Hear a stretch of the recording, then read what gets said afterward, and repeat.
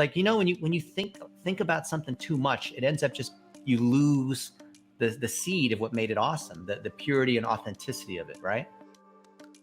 So welcome to this week's Escape Your Limits podcast. And today I interview Dennis Yu. He's the CEO and founder of BlitzMetrics, one of the leading social media agencies. They work with many big brands, small brands, and everything in between. And the reason I wanted to get Dennis on the podcast today was to really help a lot of people that listen to the podcast and a lot of our customers to understand what to do in this crisis, how to market, some of the ideas. And I really asked Dennis to give us some step-by-step practical information that people can just apply now, pick up their phone, use this, and to be able to engage with people.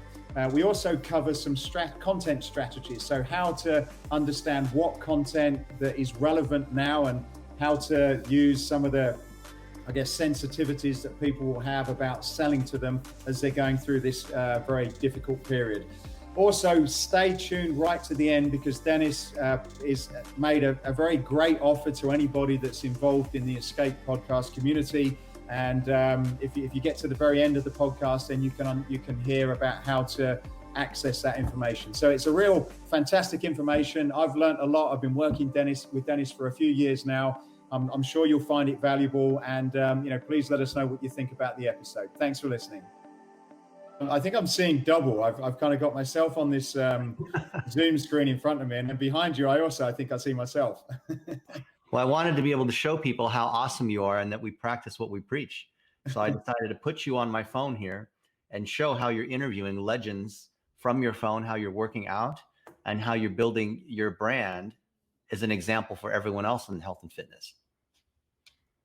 Fantastic. Well, I'm excited to go into that. And before we start, this is not a plug for Dennis. The purpose of this is to really help a lot of people that we work with, really, in terms of how to navigate through this difficult time where, I guess all the gloves are off and traditional rules don't apply. However, one of the things I can say is that us as Escape as a company have had to really pivot quite quickly and go after slightly different audience and a different message. And you and your team have been fantastic in helping us through that. And that was really the reason why I wanted to get you on today, because it's certainly pushed us outside of our comfort zone, and we've experimented with a lot of new things, and those have been quite successful. So really, it was just to get you on and to be able to share some of this with other people that are probably in a similar situation to us.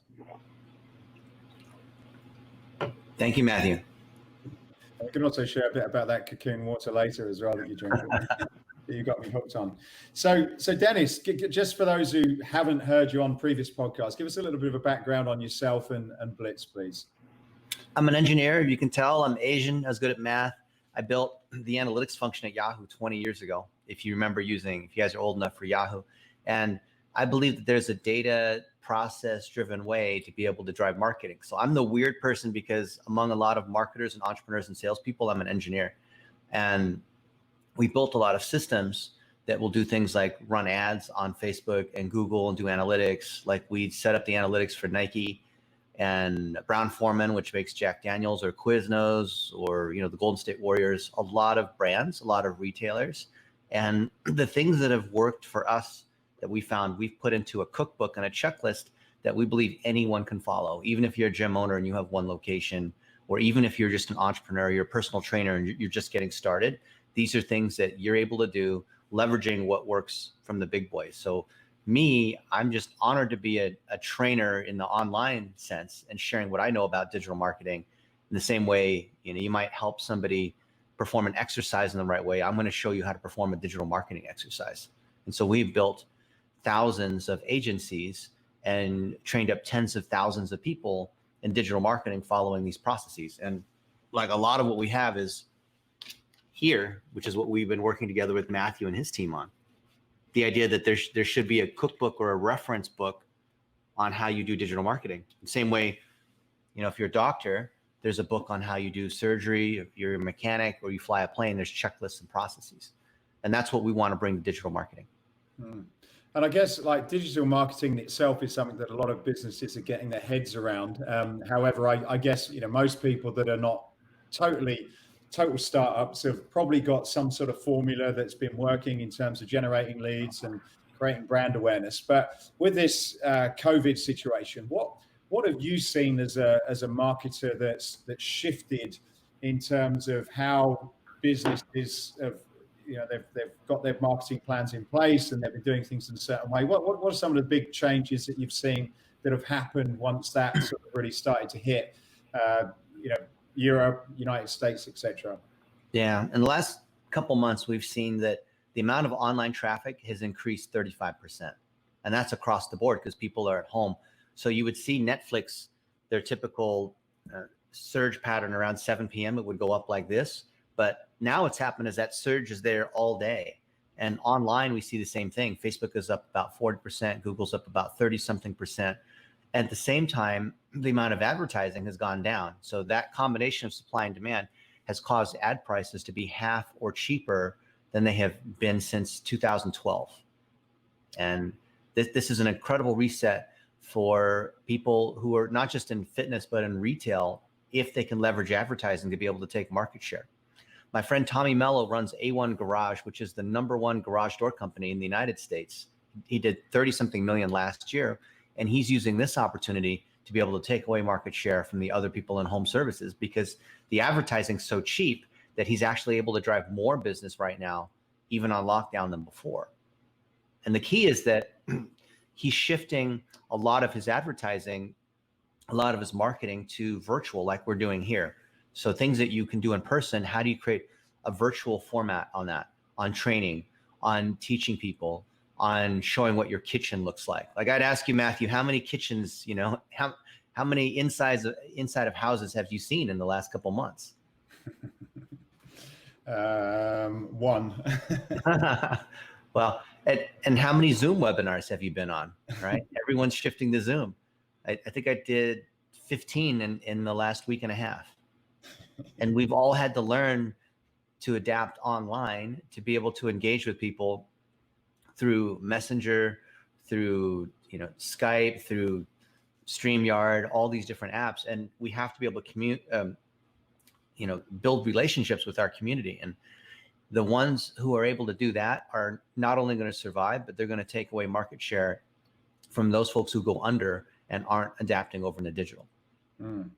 So with the increase online, is that then a people like, I guess it makes sense, they've got more time on their hands, but are they reaching out to their Facebooks, their Instagrams, their LinkedIn, for example, and just spending more time scrolling and looking at content? Well, they're spending a lot more time scrolling and engaging and just finding other shows to watch on Netflix, but they're also buying. And there is a segment, as you know, that is well-to-do where they're sheltering and they're buying fitness equipment. They're buying food. Groceries are up 25% in the United States. They're buying different kinds of luxuries. I just bought this fancy camera that you're seeing me through. I just bought this because I realized, this is a long-term trend. So instead of doing a webcam, I need to invest in having an actual studio and these other kinds of components. Not everybody is like, what was the stat last month that 31% of people weren't able to pay any rent at all because they think they lost their job or what have you. But there's a good segment of the population that is increasing their spending. And that's the population that we want to reach right now. And with the advertising, then you say that there's a significant drop in the cost of advertising. Why is that? Is that just a ratio based on there's more people using it and it's just a percentage, or is it just cheaper to do ads because there's not as many people advertising? Well, it's both of those. It's on the supply side and the demand side. On the supply side, you have 35% more people that are online. So even if the demand was the same, you would still see prices drop 30-40%. But on the demand side, a lot of advertisers have cut back. So especially in travel and in hospitality, and most retail is cut back because if their store or their office is closed, then they don't want to advertise. One of our clients is an eye doctor, Dr. Mark Page here in Arizona, and he cut back most of his advertising because people can't go into the clinic to have different procedures done. But the amount of people that are ordering contact lenses that have consultations talking about, glaucoma or about vision or things that they can do online has increased, but it's at a different level. So if you look at supply and demand, this is a perfect storm, because the cost of traffic used to be, if you say on Google, is maybe an $8 or $10 CPM, which is how much you pay per 1,000 impressions. That's gone down to $2, sometimes $3. And the cost of the clicks on Google might have been $5, and now they're down to $1.50, $2. Mm. And when you look at this, then are you looking at this in general across all platforms, or are you specifically focusing on a couple of platforms as it relates to the type of business that you're in, or how do you? So let's talk about health and fitness. That's the space that we're in. What are there some that are performing better, or do you just take an approach and say you're going to hit them all? They're all part of the same sort of back end network. Yeah. So for health and fitness, just like for any industry, you have a Coke and Pepsi duopoly situation. Unless you're in China or Russia or Brazil, Google and Facebook together own about 85% of the traffic. That's just what it is, because Facebook owns Instagram, Google owns YouTube. They all basically own one another. There's only two real players. And then after that, you have LinkedIn and a little bit of Snapchat, TikTok, and some of the other players, but they're all just rounding errors. In the same way, when you look at search, it's basically Google. You can talk about 100 different search engines, but it's still Google, right? And Google even powers a lot of Microsoft, and I think a lot of Yahoo as well. So for health and fitness, you're going to see that the cost of Facebook traffic in particular is the one that's declined the most. So if you've got interesting content that will show how you do exercises at home, or knowledge that you have on how you stay fit, or what you're doing to be able to cook or pass the time or be productive or be with your kids, or what your backyard looks like because you're grilling, like all of these kinds of moments that show you as a person, is going to do really well on Facebook. It did well before coronavirus, and it's doing even better now because the cost of traffic's gone down and people actually have the time to watch what you have to say. They're not busy, flying around to different places. I had 12 conferences cancel on me in the last couple months. I was supposed to be in Europe twice and Asia once. Those were all canceled, right? Well, we had online versions, but not the same thing. So people have time to spend with you if you have something to say. YouTube is also down, and Google search in general is also down in terms of cost, but not to the same degree that Facebook is. But it depends on what kind of content you have. The biggest issue for people in fitness, whether you're a gym owner or a personal trainer or an equipment manufacturer, is that you flat out don't have the content that's going to work in those platforms. For example, you guys know Instagram has gone way up in terms of traffic, and especially now. But if you don't have 15-second vertical videos that are in 9:16 format, you're not even eligible for those placements. So it doesn't even matter. The issue is not the macro piece. The issue is that most people in the health and fitness industry are not even there. They're not even making the content to be eligible. They're not even showing up for the game. So let's come on to content then, because certainly if you look at Instagram, there's hundreds of trainers now, and or maybe even non-trainers, but doing exercise. There's no shortage of that. So if you're in the business where you're, I guess, a professional trainer, or you've actually got a fitness business which is closed, what sort of, what do you put out? I suppose two things. One is because there is a lot of noise. I see it. There's thousands of people doing kettlebell swings and bodyweight stuff. So how do you break through that noise, and what are some of the thoughts you've got in terms of content from a business owner's perspective?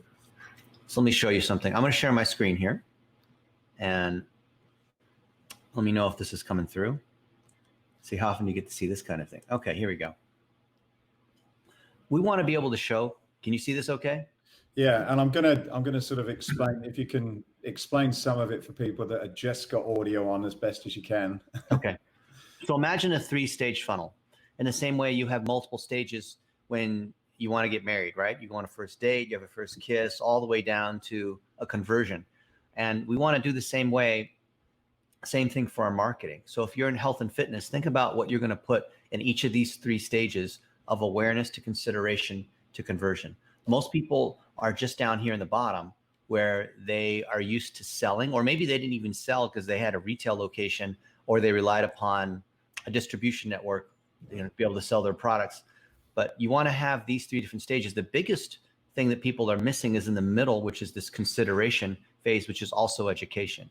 So what kind of knowledge do you have as a gym owner? What are you doing to cope? What are you doing about your employees? Can you highlight what's going on in your neighborhood or your industry? Can you talk about good news? Maybe every day share one piece of good news, but share it in a 15-second vertical video on your phone. Share it as if it were a Snapchat or Instagram story. Share it as if you were doing FaceTime with someone else, because that kind of stuff doesn't look like an ad, and that's exactly why it works. So we'll talk about what some of those examples are, especially with what you've done, Matthew. You've been fantastic in following a lot of these guidelines. That's why a lot of the sales are working right now, because you understand that these are core principles. Just like if you're a gym owner or you're a personal trainer, you know there's core principles to fitness. It's the same thing in digital marketing. And then the top of the funnel, if you know, whether you're in B2B or you're a personal trainer, most people don't know who you are. So if you can put out a series of why videos, which are this part here in blue at the top of the funnel, then people are more likely to be able to contact you. They want to know who you are, even if they're not able to buy or not able to meet with you right now. At least you're building that relationship if you can afford just a few dollars a day to advertise. It's simply, yeah, go ahead. So I was going to say, so just go back. So what we've got is we've got a funnel. There's three different parts of the funnel. I don't know whether you're able to just click back to that for a second. Yeah. So we've got awareness at the top, top of the cone. We've got consideration in the middle, and we've got conversion at the bottom. So what you're saying at the top, the widest part of the funnel, that you're saying people need to create these why videos so they know who you are. So yeah, in terms of just expand a little bit on what you mean in terms of a why video. What would that be? If I'm a gym owner, I've got 5 locations. Matthew Januzek, CEO. What would that mean for me? Well, you as a gym owner, you want people to know that you're still around, that you can still sell online, that you still care, that you're a part of the community, of what you're doing for your employees, that you applied for a PPP loan and you got some money, that you found it funny at Costco that toilet paper was out, that you read the news about such and such. You're just sharing as a human being, and you're not talking necessarily about your gym and the 5 locations, but you're just being human, as if it were a friend asking you, hey, what's going on, Matthew, right? And you're telling them honestly. This is where most people who are business owners miss, because they think that all the marketing has to be by the models, by all the beautiful people, by all the folks who are running the advertisements, by the professional video people that are making, flyers and whatnot. But this is you as a person in your kitchen talking about the food that you're making, about, you and Wendy, and you guys go down to the beach and you're doing some exercises. I remember, Matthew, you said, oh, I'm a 50-year-old guy, who wants to really see me swing a kettlebell? But you see how well that works, because people are connecting with you. And if you're a business owner, people are connecting with you. You still have trainers and managers and other people, and they can still make content, and you can still share that content from your company page. But this is where you have to build your own personal Instagram, Facebook, LinkedIn. If you're a business owner, I find LinkedIn is absolutely fantastic, the B2B side, because you are connecting with other people in the industry. You're creating partnerships, and you're interviewing other people, just like what you're doing, Matthew.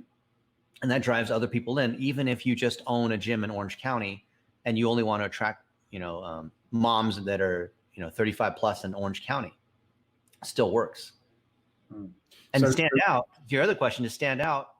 It's not enough to be able to do just these postings. You have to be able to boost, meaning you have to spend $1 a day to get your message out there, targeting your exact audience. So whoever your audience is, if it's the moms in Orange County, spend $1 a day boosting the posts that you have on Instagram, on Facebook, which is your public figure page, your YouTube channel. You can boost on Twitter. And because the cost of traffic is so high or low, and the reach is so high, it's easy to get people to watch. When people see who you are at the top of the funnel, you drive them next into that middle stage where people learn more. You're actually teaching at that point. So just to summarize, then, as an example, I'm there with my wife, and I'm doing a post about how we're cooking at the moment, or the fact that we've just been given the grant for care grant or what have you, we're just posting things about what's going on in our business, and then we're boosting those posts just for $1 a day, so that more people are going to get to see me and what I'm about. Is that right? Most people don't even know that's possible. So if I go to Instagram, for example, and I look at any one of my posts, you see this. So I'm interviewing other people about their knowledge. I'm asking what's going on. And you see that blue button, grow audience, on the bottom of every post? Yeah. I can boost posts there. I can do the same thing on Facebook and Twitter. By the way, on Twitter, don't hit their promote post because they'll just waste your money. On Google, I can do the same kind of thing, right? If I want to advertise on a certain keyword, or if I want my location to show up in the Google Local 3-pack, I can do all of those things.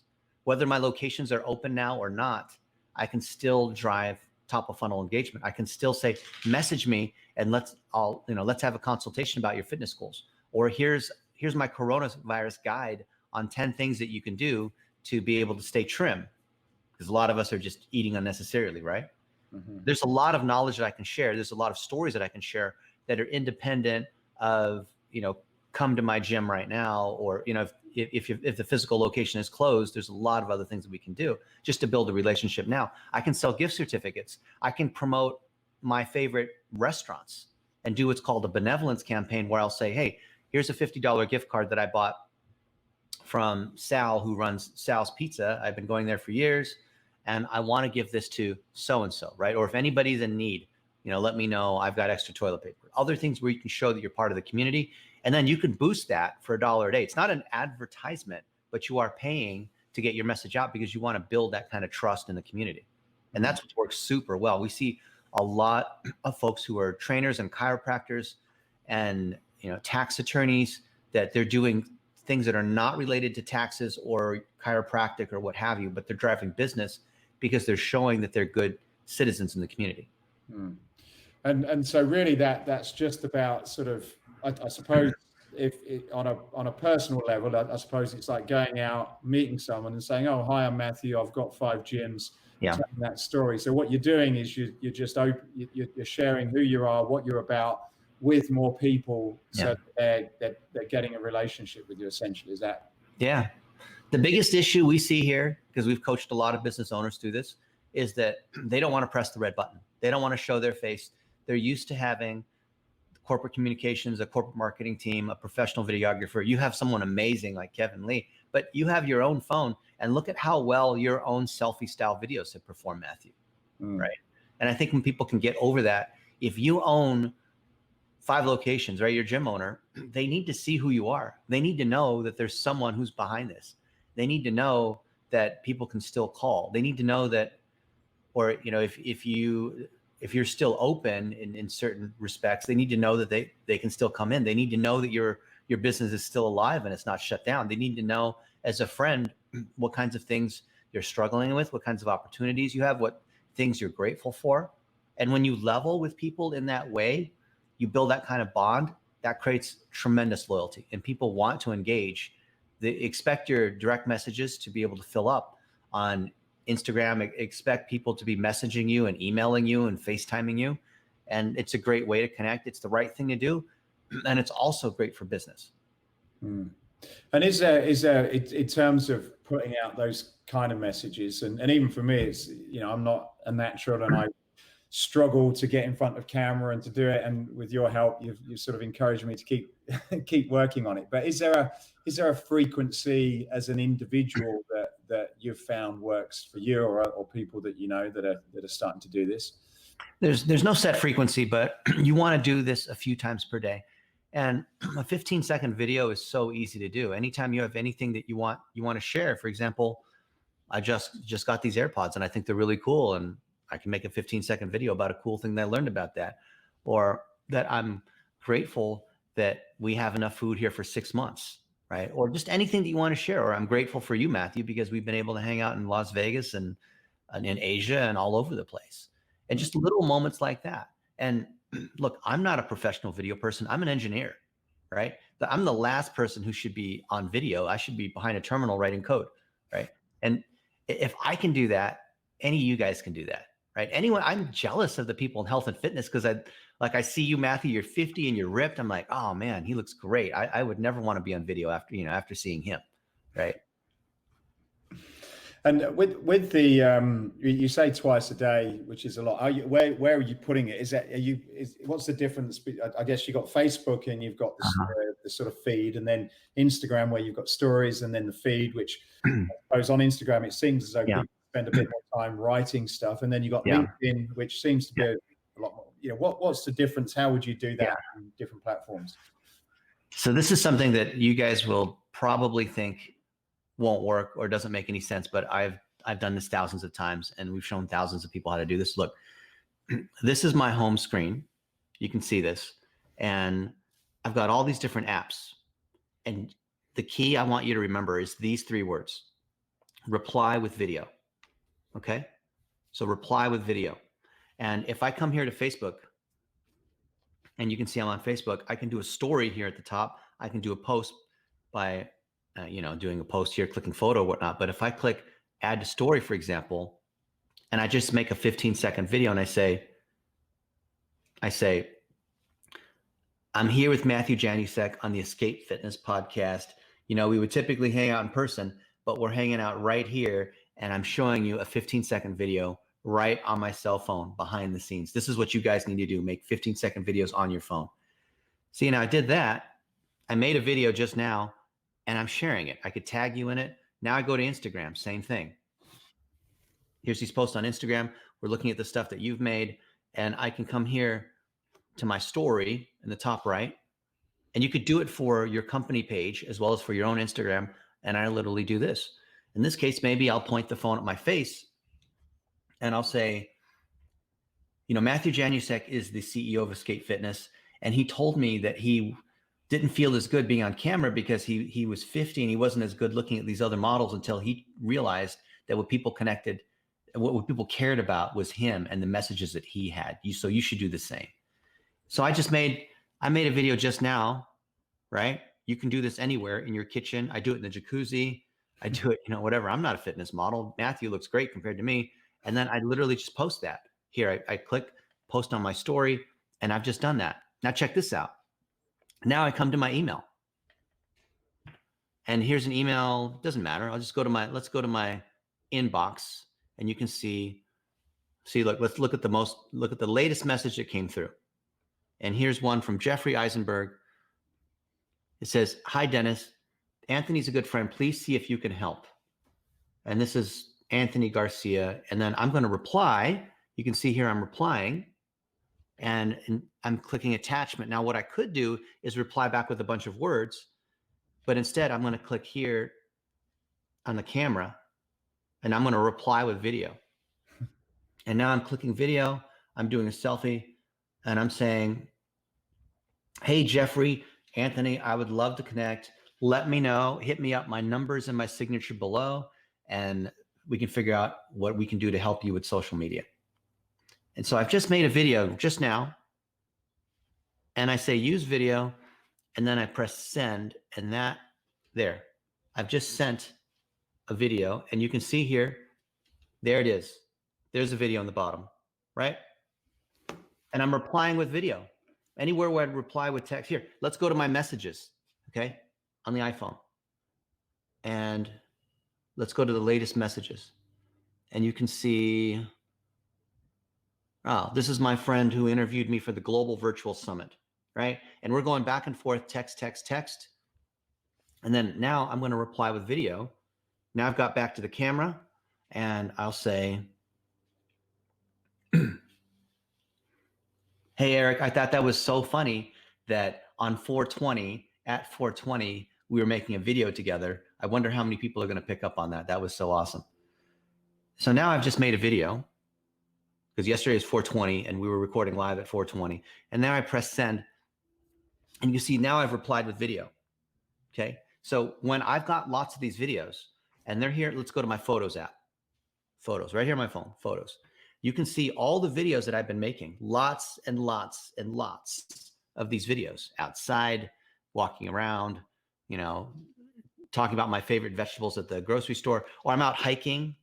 I was at the Grand Canyon a couple of weeks ago. I was surprised they shut that thing down, but we still walked around a little bit.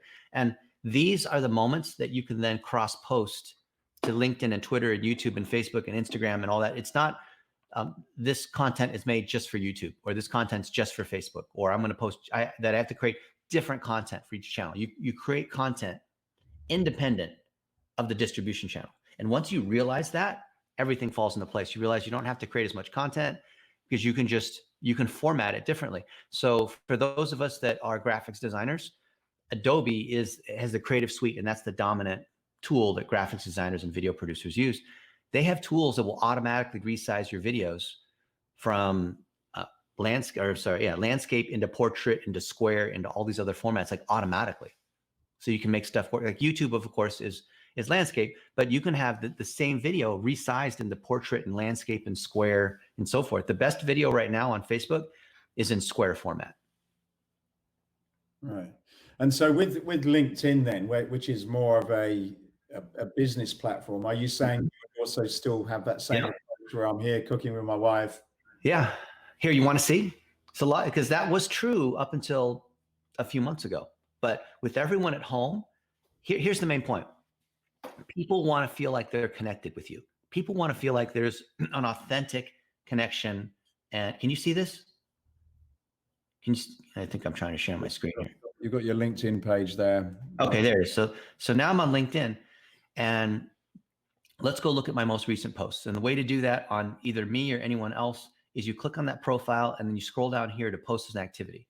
All right. They have a news feed, but it's not quite as advanced as, the social networks. So even though LinkedIn, I guess, is a social network. So I'll click on posts and you'll see that I'm sharing other people's content. Now, this is, of course, businessy content because I was on a podcast, and then all these people are commenting and sharing. 1,000 people liked it. Then, here's Shake Shack, and they gave back the $10 million because they're a big company. And I said, kudos to him. And all these people are engaging. And then I share some knowledge about coronavirus from a friend of mine who is he runs a data modeling company. Then I'm sharing something silly, like here's a caricature that was made at a Las Vegas convention. I said, hey, I share a personal story that I didn't speak English until I was 6 and people made fun of me. So I decided, you know what, I'm going to learn English and speak better than you, right? Even though I was born in Dayton, Ohio, I am only like half Chinese. And all these people are engaging here, right? Thousands of people are viewing and engaging, and I'm sharing other people's content. Oh, this lady put me on the cover of her magazine, and this is me holding a Frisbee and chicken wings. So if you know me, those are two things I care about, right? And it's just kind of fun. And look what happens also. As I'm sharing content, maybe once per day, that's about a good average frequency, you're going to see people engage with you. You're going to see people in the industry, your customers, the trainers that work for you, the other staff you have. All these people are engaging. And then what's going to happen is that they will start to message you as well. So you can see here my messages. People are sending me messages. So here, let me show you something too. I'm going to go back to my phone here, and I'm going to go to LinkedIn in the app. There's something very special in the LinkedIn app that you can't do on desktop. And on the top right, I click on messages. And remember, what is it that we're going to do? Instead of replying with text, how are we going to reply? With video. We're going to reply with video.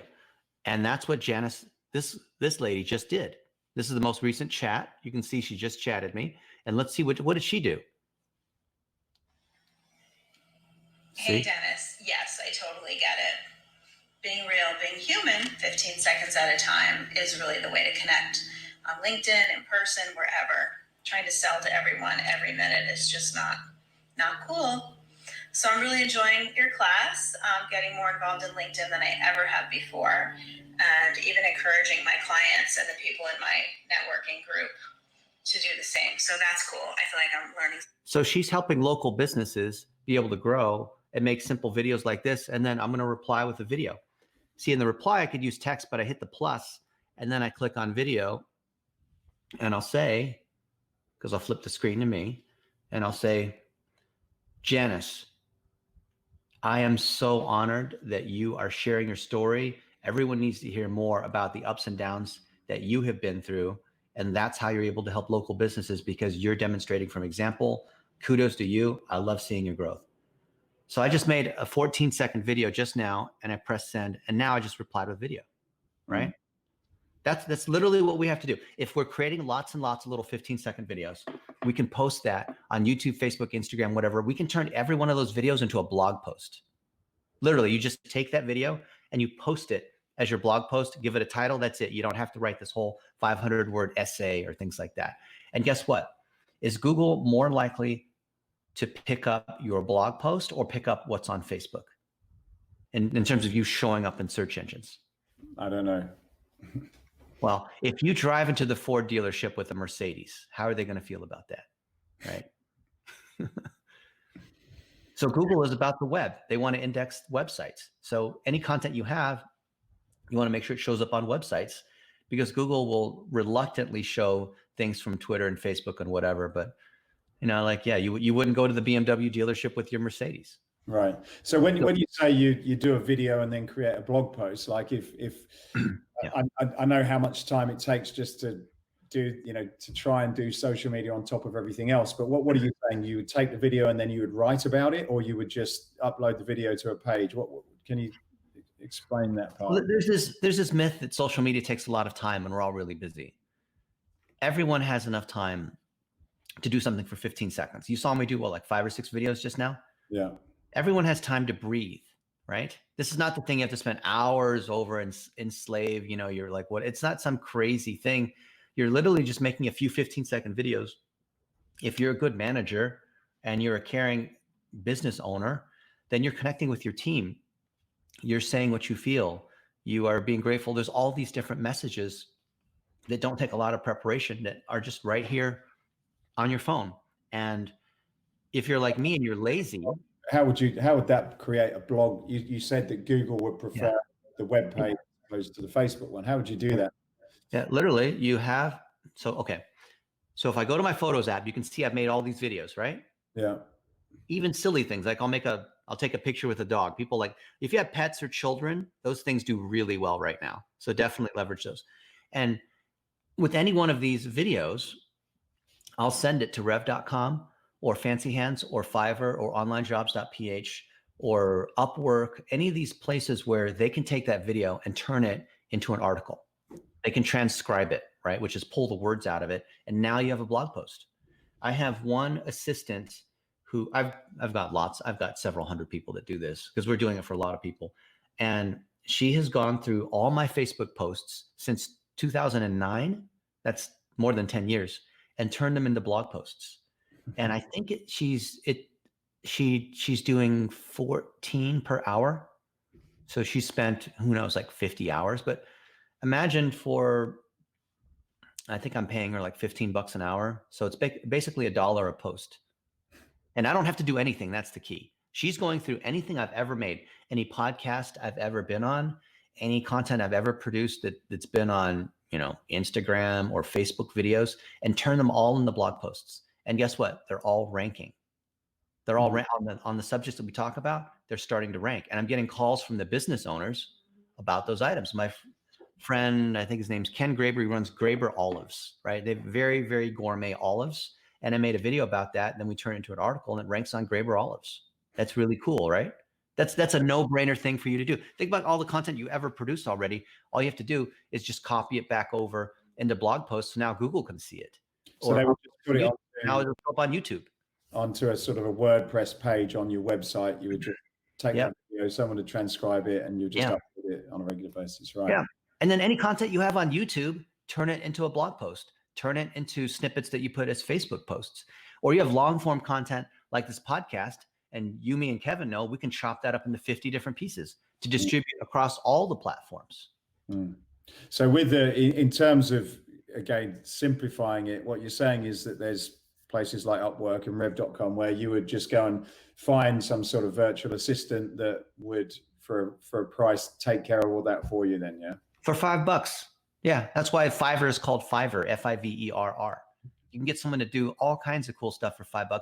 Now they have stuff for like $10 and $15, but you can go there and you'll lose hours and hours hiring all these cheap people for $5 and $10. When I first started using Fiverr like 8 years ago, I didn't get any sleep the first night because I was so excited. I found people that would draw a caricature of me, that would call up a friend in the voice of Morgan Freeman, or do a logo design or edit a video. And just, it was crazy. I bought hundreds of tasks. I was a Fiverr addict. So they're like, I would never, I mean, you know, I'm a patriotic person and I believe in the United States and this kind of thing, but I thought, wow, for $5, I can get these people in the Philippines and there's a lot of US based people there too. A lot, actually, for things like video production, there's a lot of people in the UK and especially in the United States, like in Salt Lake City, these wedding photographers that you know, there's no weddings going on right now. So they're offering their services for cheap. And do you get the quality? So particularly with the written stuff, are you able to get people with really good English skills? Yeah. You might pay a little bit more. So it ends up working out to be like 15 or 20 bucks an hour instead of $5 an hour. Yeah, interesting. So, okay. So coming back to your diagram then, you've got the top of the funnel, which is this why content, which is really, I'm here, I'm with my wife, I'm with my children, I'm cooking, just general getting to know me. What comes next then? And how does that fit into what you post and how that relates to the first thing that you spoke about? So why content is lightweight stuff. It's like 15 seconds. It's a quick introduction, or not even you saying who you are, but they're just getting a glimpse into your life, into your values, into little moments, into things that are funny. And then you're going to sequence that into creating how content. And how content might be 15 seconds to a minute. And now you're sharing how you do something, how you do an exercise, how you make a perfectly fluffy omelet because you add a little cream to cheat, right? Or how you're able to pass the time and be productive, or how you set up this fancy microphone, right? I spent all weekend setting up this video studio. There's a lot of cool little things that, you know, with Kevin's help, I was able to get done that a lot of people would just benefit if they, you know, if we know that we're going to be inside for a few months, we need to get good with setting up a video studio. How do you do that? And what should you buy? And, you know, so you're sharing knowledge, and you don't have to try to sell inside your how in the same way that in your why, you're not trying to explain the how, right? Because you're going from why to how to what. And those are three separate layers. And the beauty is if you chop up your content into why, how, and what pieces, then the algorithm, meaning Google search, Facebook's algorithm, Instagram's newsfeed, the algorithm will figure out how to reassemble your content for other people to consume it in the right order for them based on what they're doing, right? So Facebook, explain that for me then. So you create, so you've got the why, we've got these how videos, which are, so I suppose in a fitness perspective, it's like, Could it be like, you know, how we're cleaning our facilities and making sure they're safe and clean for when you come to them, for example. Yeah.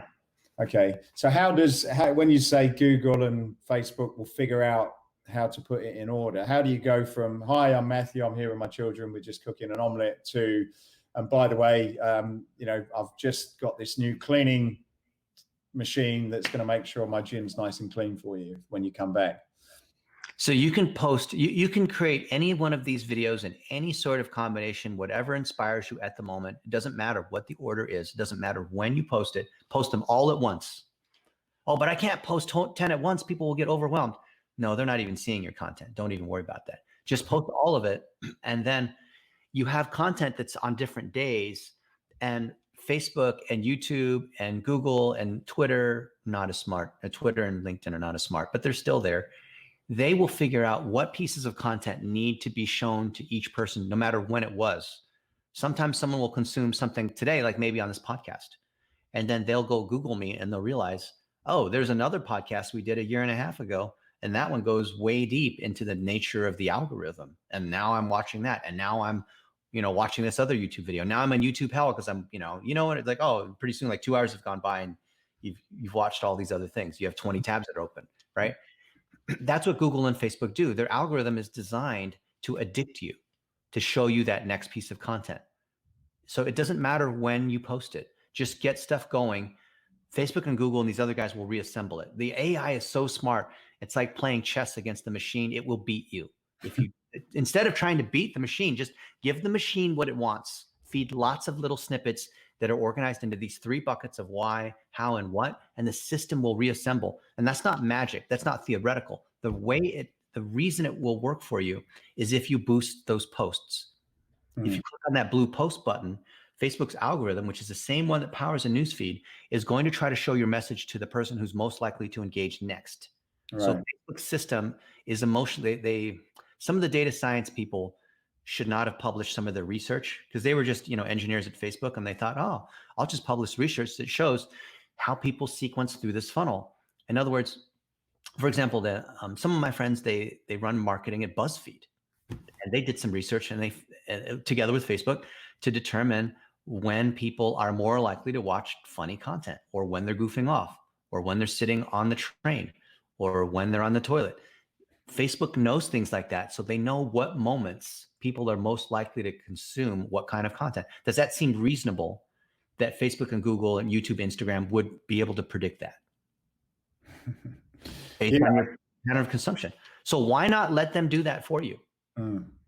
Yeah, I know we had conversations before where we were, without going too technical, but we were looking at trying to focus on particular people in particular areas, etc. And I remember you sort of mentioning, no, just let the algorithm figure it out. And I think, when we got the sort of results for the campaign out, it actually performed better than what we thought people were interested in and where they were going, and that sort of stuff, which I guess proves your point. Yeah. And I made a living 12 years ago being the guy when it came to targeting, right? Because as an engineer, I can talk about the thousands of kinds of targeting that are available on Google and Facebook, all by keyword, by where they are, by retargeting, by email list, by where they checked in. Like for the Golden State Warriors, we created check-in audiences of all the people that had been to the stadium and whether they're season ticket holders. Like we did all this kind of crazy targeting, very impressive. Companies like Nike paid us over $1 million to do stuff like that. And then we realized in the move, so technically it's called OCPM, so optimized CPM, where Google and Facebook optimize to the result. The result is sales. The result is video views. The result is people coming to your website. The result is a phone call. If you choose that business objective, I found that if we just let the system optimize, it would beat someone like me on the other side. So me with all my targeting, all the knowledge, all the experience, all the stuff that I have, like all the tools, all the databases we have, simply just choosing the United States or choosing just my geography, if I just have gems, just that alone, those ads would beat me no matter how hard I worked into creating the most amazing targeted campaigns. And when I found that out, I was just deflated. I'm like, how am I going to make a living? Because now anyone can beat me, right? Right. So how do you, so I guess there are a lot of people, I know friends that, in different industries that are paying agencies a lot of money to come figure that bit out. And so are you saying then that recently that this machine learning has become so sophisticated that no matter how smart you are, and I know you're extremely smart, the machine's going to win? Have you watched Black Mirror or Westworld or any of these negative utopias where the machine is so smart you can't even tell if it's a human or not? No. I know this sounds crazy, but that's really where we're headed. And the first thing is the machine is so smart. Like Facebook has published research on this accidentally, where they can influence how you feel. They can influence how you vote. They can, like it's a Cambridge Analytica kind of thing. The machine absolutely can do that. And their head of data science at Facebook said that they've only released 1% of the power because they don't want to scare people. The system is so smart. So think about Apple, like on Siri, right? You have that phone or the thing's listening, or you have Alexa with Amazon. Maybe it's in your house, it's in your kitchen, it's listening, right? Hey Siri, play this, or Alexa, play the song, or tell me what the weather is, or whatever it is. Order some stuff on Amazon and it does it automatically. Those systems are intentionally acting dumb. Do you really think that Siri and Alexa are that dumb? Oh, see, look, Siri was listening. See, it says, hey Siri, play this. You see that? It's listening. It's always on. So they're intentionally making them seem kind of dumb and friendly because they want to get, and I'm not a conspiracy theorist. I'm an engineer. I've helped build these systems 20 years ago. I'm telling you, this is the case. They are very, very intelligent right now. So use it for, and these guys, Google and Facebook, how do they make money? Advertising, I guess. That's right. So you need to feed them the right ingredients and let their very, very intelligent advertising system. So their investment in AI, in machine learning, in figuring out what people want to do. Do you think it's a coincidence that they're investing all of it on the ad side. The analytics, it's inside the advertising system. You want analytics on Facebook? It's in the ad system. You want the best analytics on Facebook or YouTube? Where is it? It's in the advertising system. And is that the same on Google then? Because I know when you're doing that, you obviously have to choose keywords, etc. So do they have the type of system now?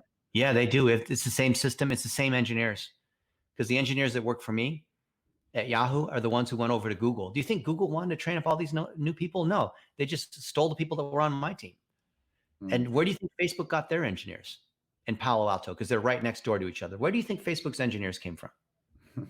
Where do you think their head chef came? They stole the chef from Google.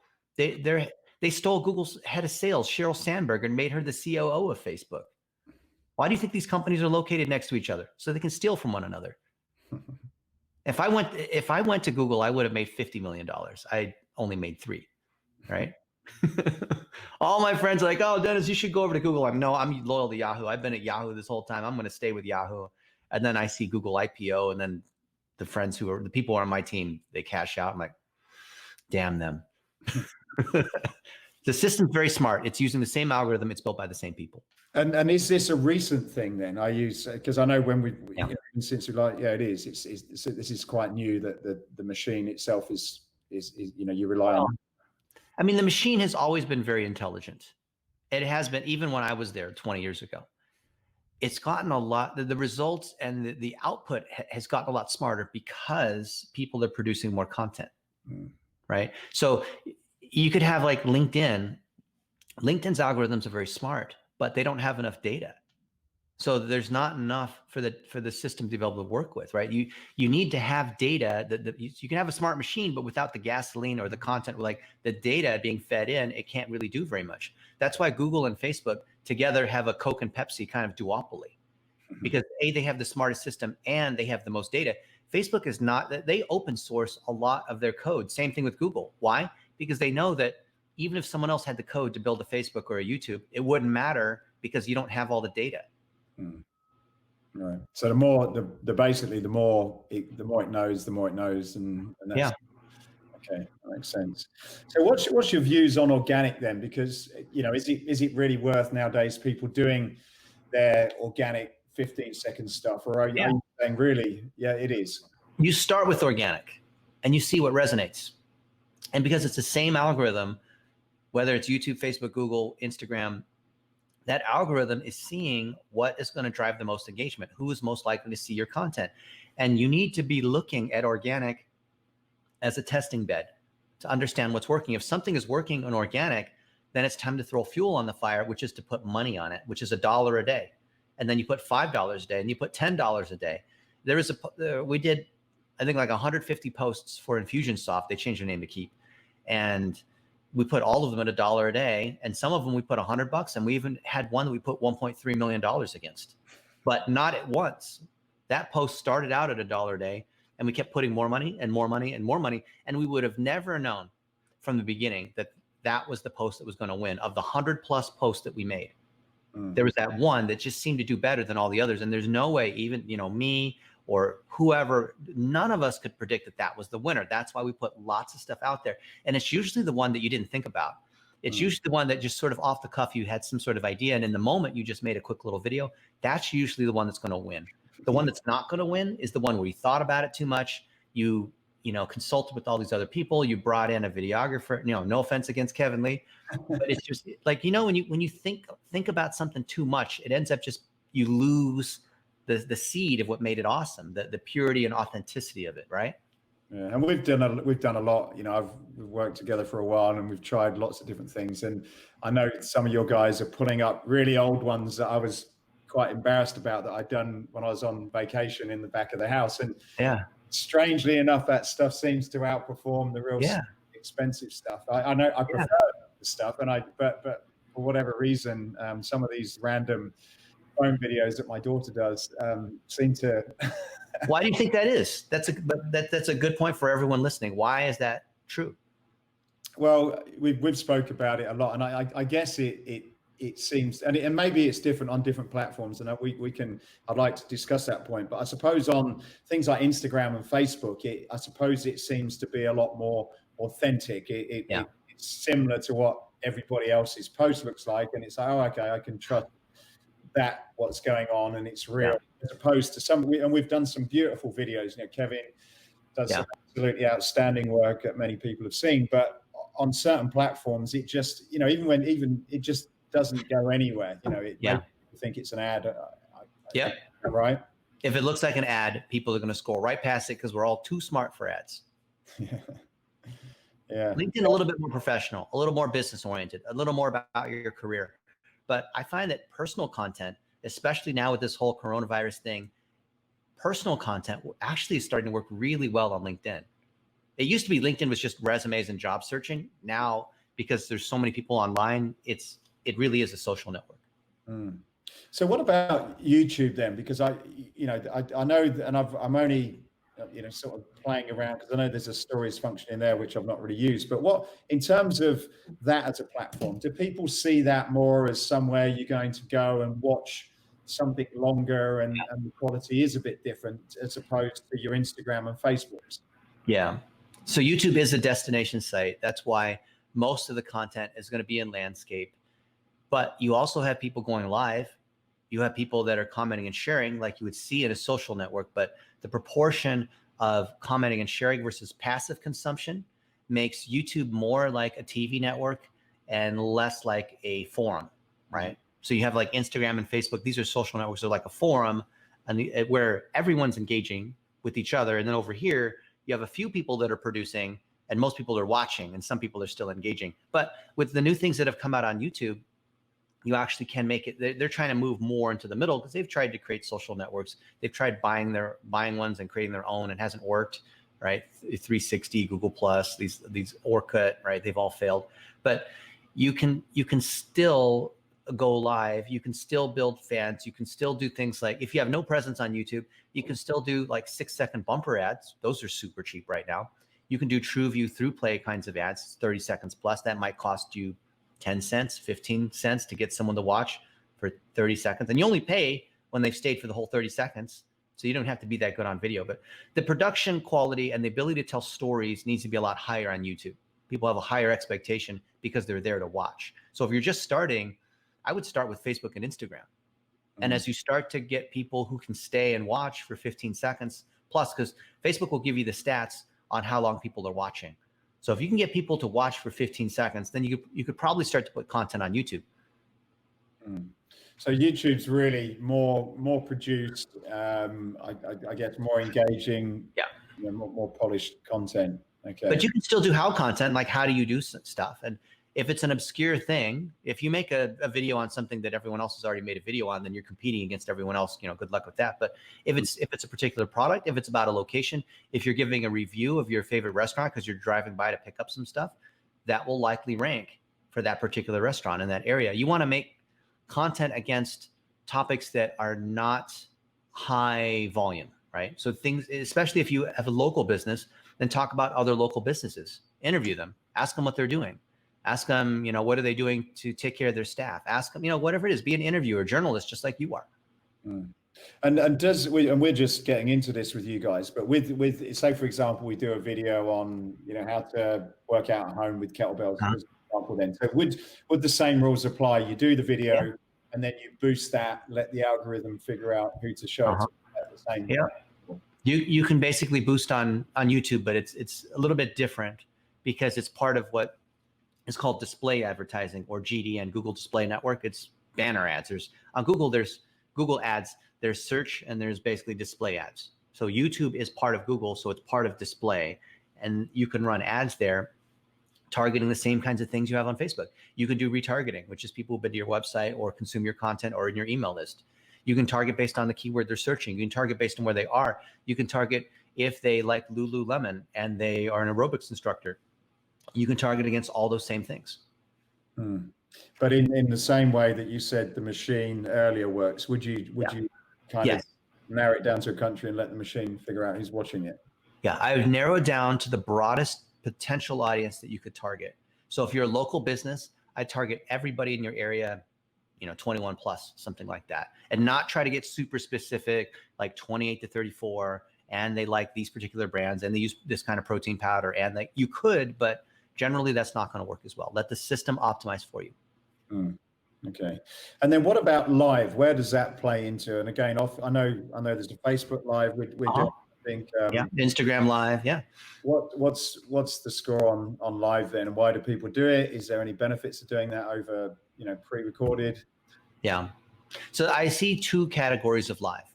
One is live because you have a show and you actually have a set number of topics. You have a guest. Like Instagram Live is a great way to do it because you can bring on a guest. Facebook, you can't do that anymore, which is a shame, unless you use a third-party tool like a StreamYard. But natively, you can't go live with someone else anymore on Facebook. But the number one is having a guest, like on YouTube or Instagram or streamed to Facebook through Restream or StreamYard.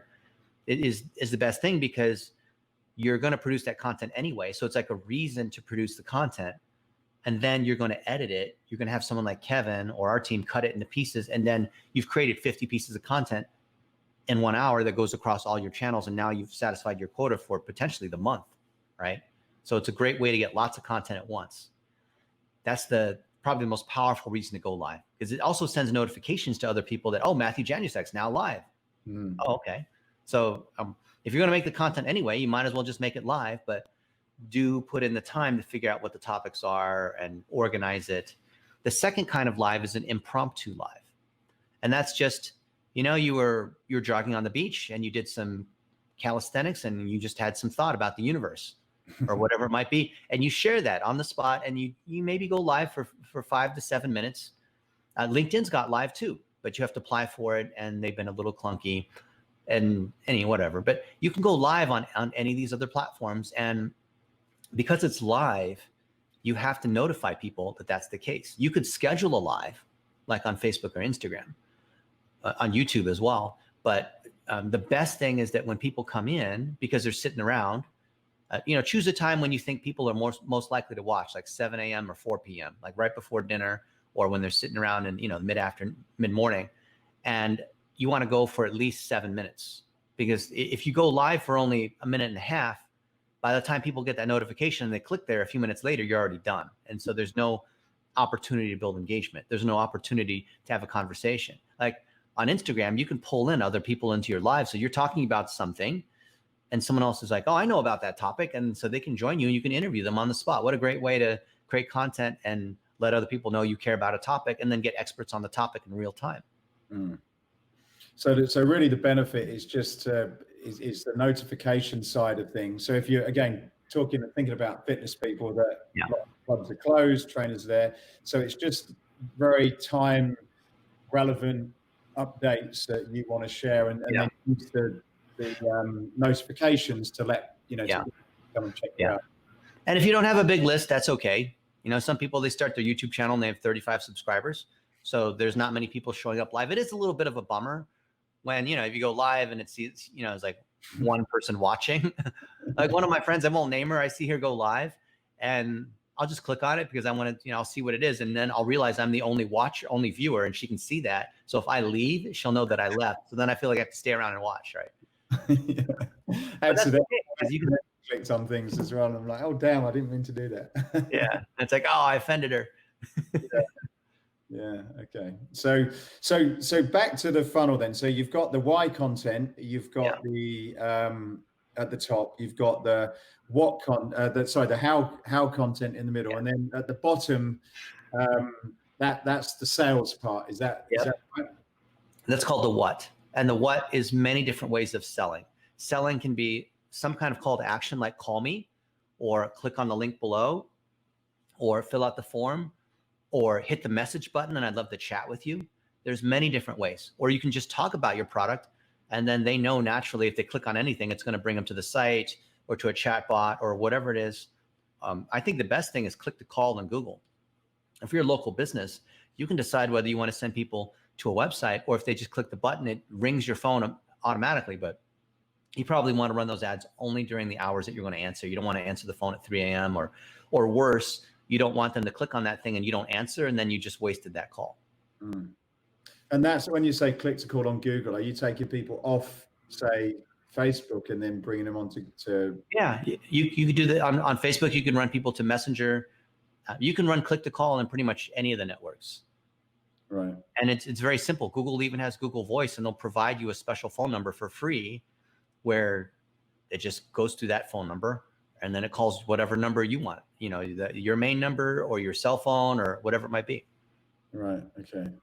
And how do you, like, you've talked about the Pepsi and Coca-Cola situation. So what are some ways of successfully integrating those two? So you've got your traditional website, which I guess we've seen on Google. Is there any effective ways to fuse those together which work? Because I know, like you say, you don't want to take a Mercedes car into a BMW dealership, etc. Right. I've seen on LinkedIn when I post something, which is a link, compared to doing a post, the engagement totally different. Yeah. We see people do dumb things like they'll post excuse me, they'll post a YouTube link on Facebook. That's the driving a BMW into the Mercedes dealer. You don't do that. If you're on Facebook, you need to upload video to Facebook. If you're on YouTube, you need to upload that to YouTube. If you're on LinkedIn, you need to upload that, not paste the video from some other format, because the networks don't like it when you bring in someone else's thing. That's like, bringing a Big Mac into Burger King. Like, you don't do that, right? And their algorithm will penalize you for that. And people ask me all the time, I'm posting all these videos on Facebook, like you said, why isn't it working? It's because you're posting LinkedIn videos, silly, right? Or whatever, YouTube videos. So post natively. And then the way all your channels work together, think about it as 3 buckets. So you have your website. So that's SEO, that's Google Ads, that's search results. You have social media, Facebook, YouTube, Instagram, Twitter, TikTok, Snapchat, all these guys. And then you have email. And email, of course, is your list of email addresses. That includes text messaging. So SMS is email, just in a simpler format. And all 3 of these work together. And in fact, you're going to use email to bridge the website with social media, right? Because if people are on social media and you want people to learn more, right? Social media is more like trailers and bumpers, like 15 seconds, you're scrolling like little bits of news. People are not going to sit and watch an hour-long video on Instagram. In fact, you can't even do that. I think it's like basically a minute when you have the limit for ads.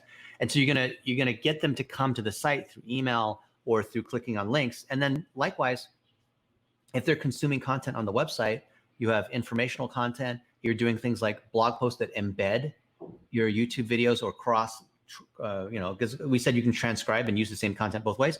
They can also engage with you on social and connect with the community. So you can bring people both ways, from the web to social. Use email as that bridge, or just bring them straight over, either way. So you actually have a balancing act. And some people say, well, the website's way better because you own the properties and you control it and you have all the tracking, right? And social media is not as good because you have to run ads and it's not yours. It's like rented property, building a castle on sand castles on the beach. They go away. You don't have control. You're renting versus buying. And then the social media people say, well, all the audience is over here and there's no one on the website. So it ends up being a great taste, less filling thing. You actually need both. Mm-hmm. It's not that one is better than the other. You need both, all the social networks and the website, because you rely upon search at the bottom of the funnel when people search for your name, when people are looking in local search results, when people are driving by and you want to show up in maps, or your people are searching on YouTube for how to do a kettlebell swing, or a great instructor for people that are over 50 and that's what you specialize in, like whatever, or this particular kind of equipment. So you still need this here at the bottom of the funnel, but you're going to engage people. The top and middle of the funnel, you're going to engage more on social, and you're going to sell more on the website. People expect on the website to be sold to, and you use email to bridge those 3. So you actually need all 3. And the best way to think about how all 3 of these work together, imagine, Matthew, that we have a tripod. There's a camera that I'm speaking into and it's on a tripod. It's got 3 legs. Which leg is the most important? Well, all 3. You need all 3 of them. But people say, I don't have time to do the email and YouTube and all this stuff. And I'll say, you don't need to. You produce it once and then you have Kevin Lee and Fiverr and us and whatever, chop it into lots of pieces. You can be everywhere at once. One piece of content. You don't have to produce separate content. That's probably the biggest mistake I see in digital marketing. People think they have to produce separate video. That's just, why would you do that? That's like saying let's say you're a musician. You play the guitar and you sing really well, right? Who knows? Maybe you can. And do you produce a song for a stereo system versus the car stereo versus a home stereo versus a movie theater versus whatever format? No, you can play the same song even in the bathroom as people are peeing. You can play that music. You can play the music anywhere. You can play it off your iPhone. Why would you produce why would you sing the song differently for each of them? You just make your hit song once and it automatically works across all the platforms, right? Right. So with the sort of coming, I guess, back to the beginning, and then in terms of content, which was a lot of the questions I've been getting. So what do we do with the Corona situation, and do we change our message? What you seem to be saying is, look, at the moment you've got 3 different content, and the key thing is that you're doing what you would normally do in terms of why, this is who I am, what I'm about, and what I'm going through at the moment. So, that's just why. Yeah. You've got the how, which is how we're doing what we're doing. So, this is how we're looking after our staff, cleaning the facilities, et cetera, et cetera. And then expertise in anything, not just business, not just for your gym, anything that humanizes you. And it's not just you, it's not just your employees, it's anyone, it's partners, it's customers, it's, the mayor of the town, like it's whoever you can get content with. But the key is it has to be told by people, not through stock art. It has to be video with these people talking where you see their face explaining something. Right. And for those people that have not furloughed everybody, I know there's some businesses around there. Would you also, as well as the owners of the companies, should be getting out and communicating? Is this something that people should encourage their staff to do? That? Absolutely.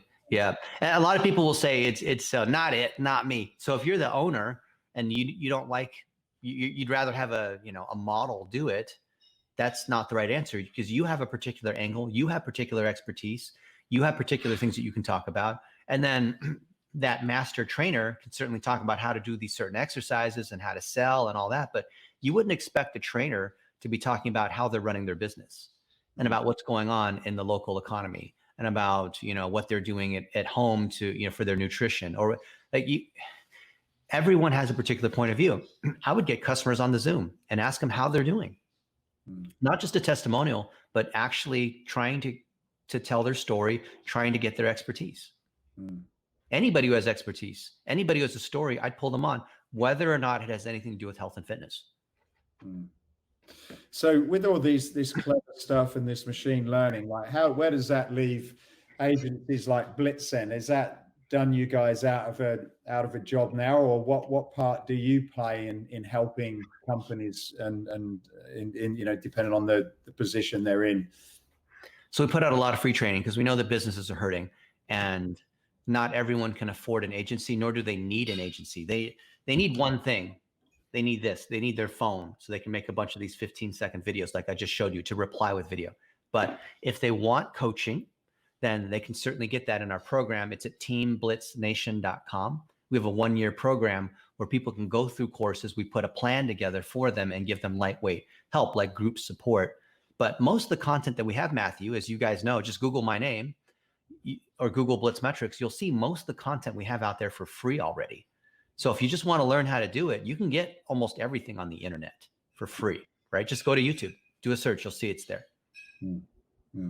And then in terms of if it's a bigger organization and they need some help in fixing all the different parts, like what you've said is great. And we've certainly, the way we started with you guys is we got our teams on these workshops, they learned about it, and then we kind of got you in to be more consultant. So are you take on other clients at the moment? Yeah, if you're a team, then you're going to need a process like this to govern what the team does, right?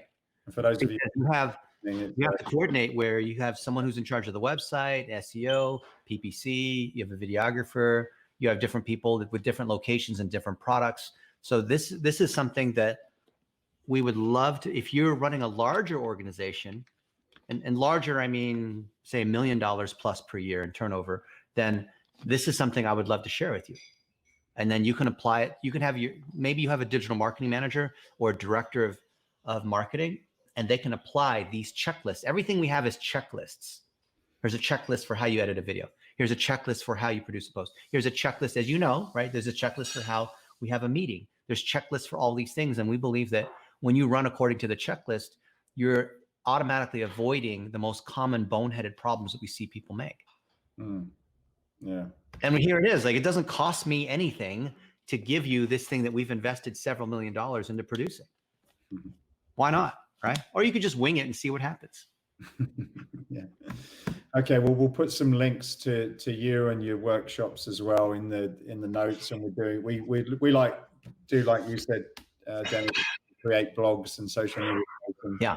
I'm sure lots of people have seen that. And that for us is our why content, as you talked about.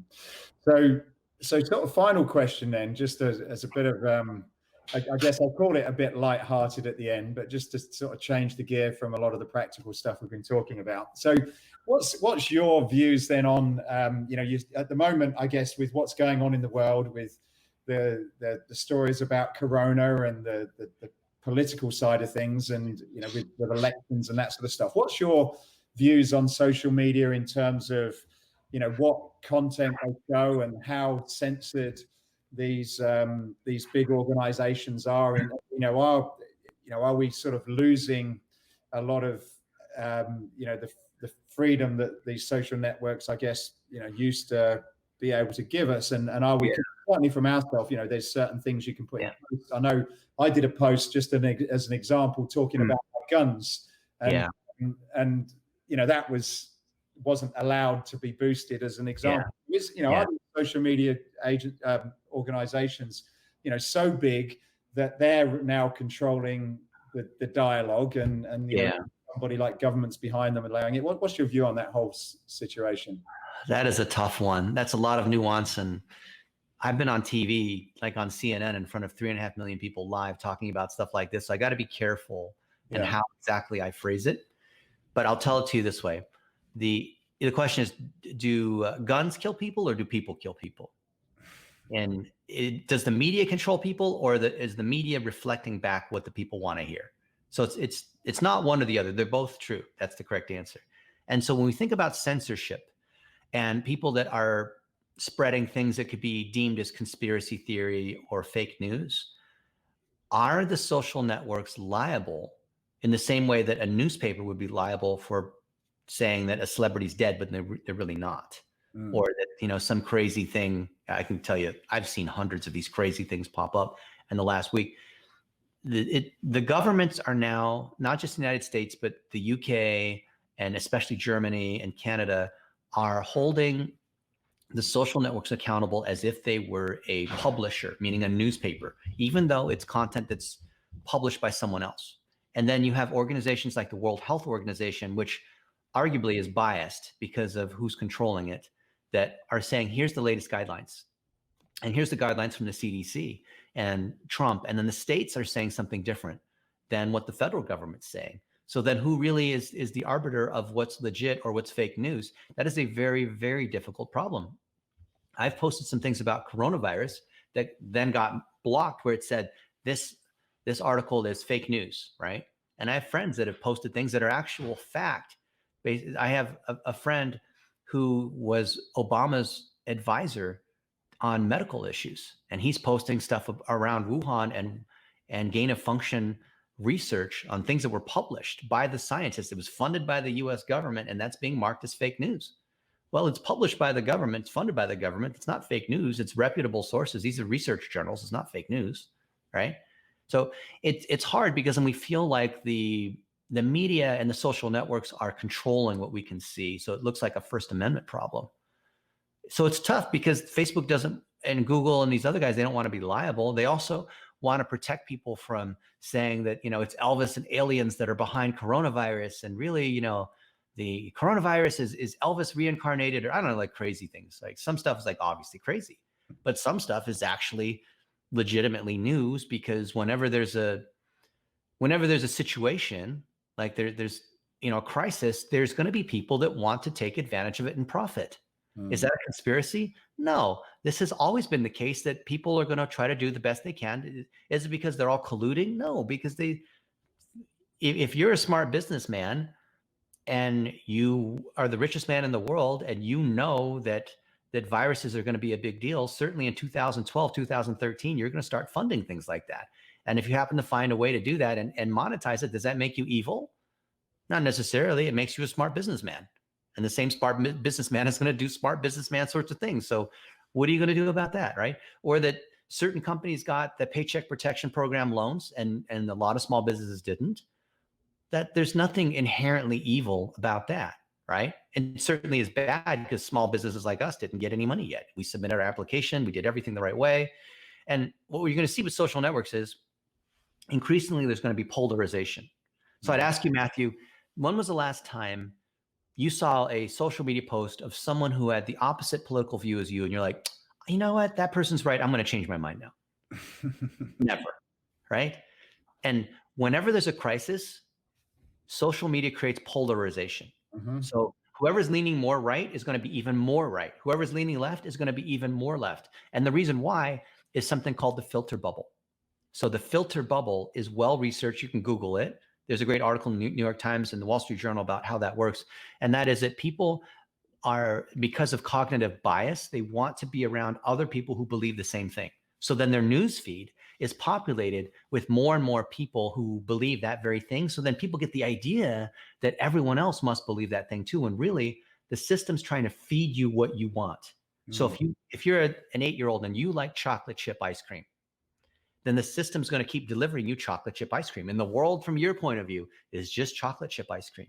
But you don't realize there's all these other flavors of ice cream. And there's things besides ice cream. There's broccoli and Brussels sprouts. But you never see that because the system feeds you what you want. So are you going to blame the system for giving you what you want? That's ultimately the question. So what do you see it going? Because with what you spoke about earlier, the machine learning is getting more and more sophisticated.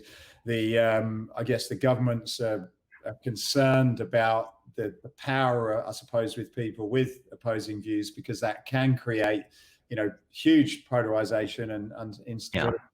Have you sort of thought about, where that can end, or is it just, will there be others more independent social platforms? Where do you see this all going? Not necessarily just from a business perspective, but just as from an information source, really.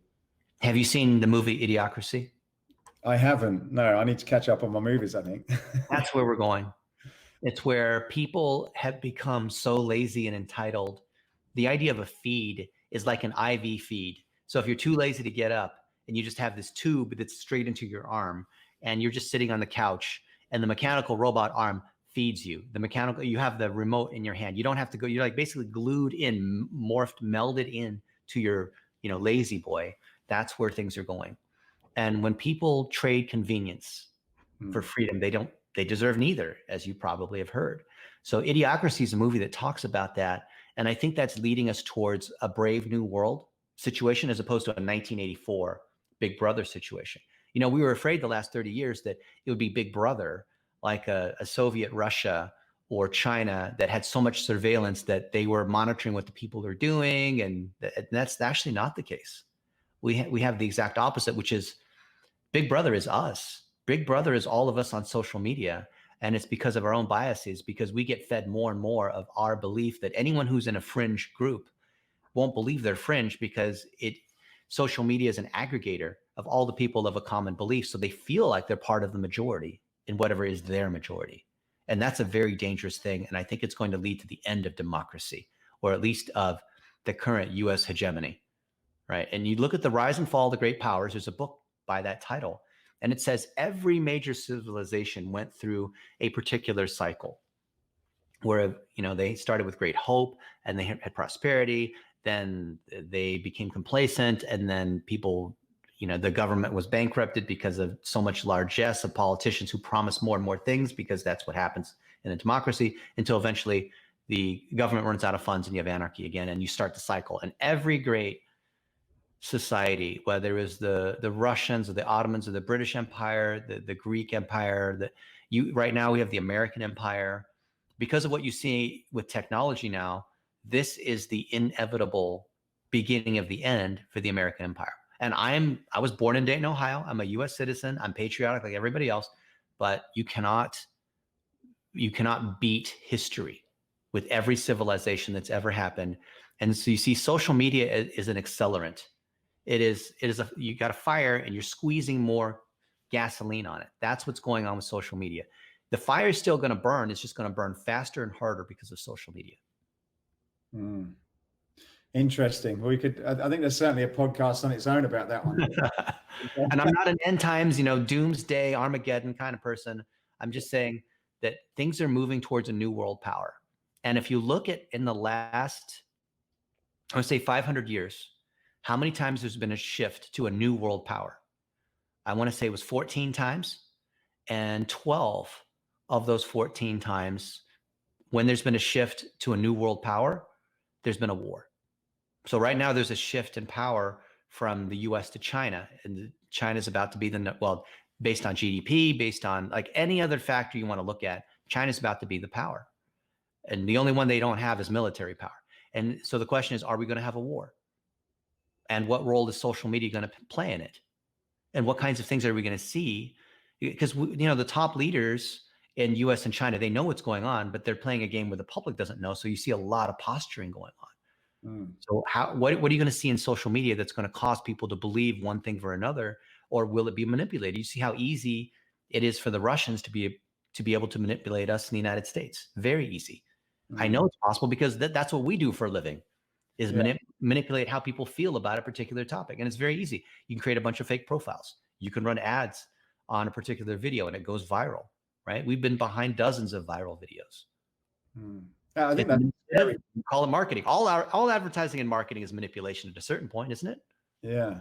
And I guess that's the scary thing about social media now, the power of, from a business perspective, if you get the recipe, the ability to influence is huge without people realizing, as you said, they're actually being influenced. And I suppose, if you have, a lot of money and an agenda, it's very easy to, as you said, with some of these dumb devices or made to see dumb devices, suddenly they're influencing what you think. And I guess, with this situation in the world today with the, COVID, I think that's, it doesn't take a lot of money. It doesn't take sophistication, because the sophistication lives with the networks. So you remember last week, there were a bunch of people in the United States that organized in front of the different state capitals saying, it is not constitutional to make us stay home, and we have a right to be able to assemble and go to church and do the things we're going to do. Do you remember just all of a sudden last Sunday, all these people got together in all these different states? Remember that? And the news covered it and it became a big deal, right? But if you trace that all the way back to who organized that and trace those groups back to where those groups were funded, they were all covered up except one of the groups, I want to say it was in Atlanta, didn't cover their tracks properly. And you realize it was actually one group that organized all of those, but they made it seem like it was a big crowd movement. If you go to a political rally and you see that, there's Trump or Bernie or whoever, I'm not political. I don't believe in one side or the other. I form my own opinion. But you'll see a rally and all these people are cheering, and in the background behind the candidate, they're holding all the signs, right? Do you think those people printed those signs? Do you think that those people were there just magically, or they came there? No, those were all handpicked people, and all the signs were given to them. And that's not conspiracy. That is how it's done. Do you know that most reality TV is scripted? It's not real. We've done a lot of social media work for like TBS, where they're doing things like, parking wars, or they have a lot of these things are set up for conflict, right? So it could be like a Kitchen Confidential, or, Gordon Ramsay comes in and yells at the kitchen owner for being so bad, or whatever it is, right? Those are all scripted. You know that, right? Like that blew my mind. I thought I was smart because we had WWE as a client for a few years, right? Vince McMahon and the whole wrestling thing. And I laughed at other people because I thought, these people, they're so dumb. They don't realize that the whole thing is scripted. So I thought I was so smart. And then I got involved in behind the scenes with a lot of major media on the big shows. And I'm like, oh, I didn't realize that was scripted too. And I talked to the marketing folks there and the people who produced, and they said, of course it's scripted, because you're not just going to point a camera and automatically have conflict. We need to create the conflict and tell the people what lines to say. Is that manipulation? No, it's entertainment. When you see Tom Cruise in a movie say those lines, those are scripted. Wow, powerful stuff. So I guess the lesson is just use it, stick to business. Don't get too be real. Don't be scripted. Yeah.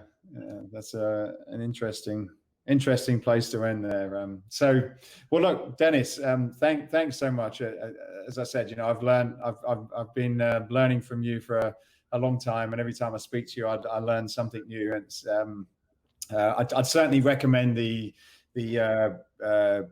workshops and courses that you do, because we've had people at different levels in our business and have used them, and just the basic philosophy that we've covered here today is pretty useful, and I think it kind of gets people along the road without spending a lot of money and being ripped off. Free. Here, this is for free.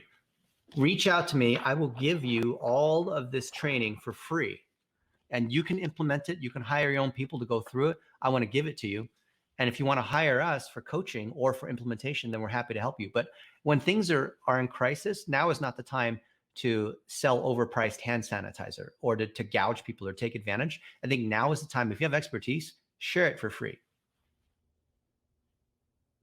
Fantastic. Well, Dennis, it's been a great conversation today.